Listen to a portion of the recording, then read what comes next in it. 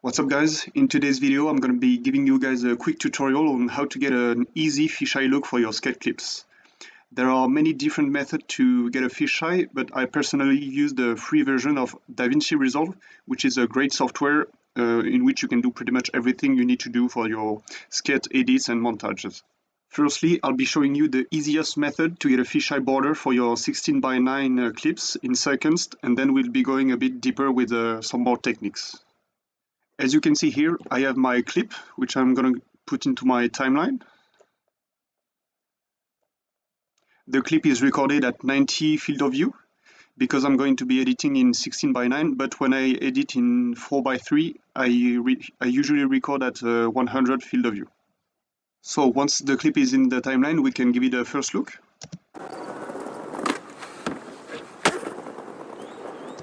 It already looks pretty good, but we do need a fisheye. So what we're going to do is go into the FX tab, search for shape circle, and drag the effect onto your clip. As you can see, there's a big white circle that appears. Next step, you're going to invert it, turn it black, and increase the size.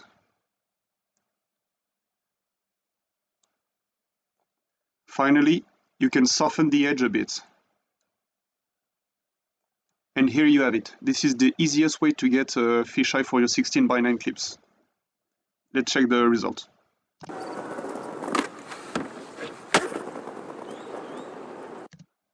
Unfortunately, this method doesn't quite work on a 4:3 aspect ratio. As you can see, I turned my project settings to 4:3, and you can see if I put the circle on my clip, it's not really round, it's more of an oval. So what we're going to do to change this is use the fusion mask method.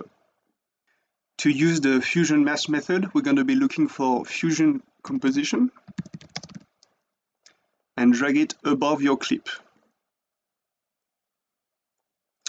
Once you have it on your timeline, you can select it and go into the Fusion tab. At first, nothing will show up in the preview and you will not have many nodes. So in the node panel, click and then click Shift and Space. Look for background, click it and add a background. Once the background is in, you can connect it. And here you have your black background. Once you have your black background and it's selected, click on the circle mask. As you can see, a mask has been created. Just like before, we're going to invert it, size it by dragging the edge and softening the edge. If you go back to the Edit tab, you can see the result. This already looks quite good, but we can still go a bit deeper. In real life, fisheye lenses tend to bend the light around the edges, giving it the blue/cyan color. To recreate this effect, we're going to be duplicating the fusion composition. Select it, hold your mouse key, press Alt key and drag it above. So now the fusion composition is duplicated. Once it's duplicated, go back into the Fusion tab and change the color of the background. I usually use this color.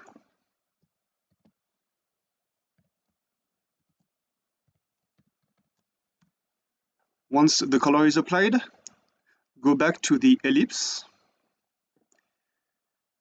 increase the edge softness, and increase the size by 0.1. So we have 1.08, let's put it to 1.09.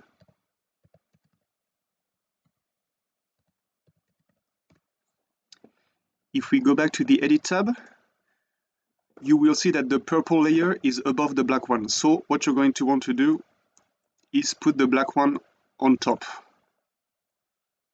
And here you have your result. You can play around with the settings if you find that the purple glow is too big or too small. To go even deeper, I usually add like two effects that I like, those effects being dent and camera shake. To do so, Add an adjustment clip. It's very important that the adjustment clip is below the two fusion composition. Otherwise, the dent and shake effects will apply to your fisheye lens, which we don't want. Once you have your adjustment clip, look for the effect dent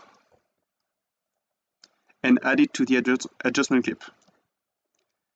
Select type 2, turn the size to 1 and the strength to 0.375. And here you can see already the result.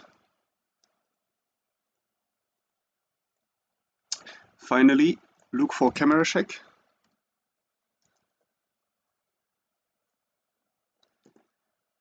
Motion scale 0.75 and speed scale 0.15. And here you can see the results.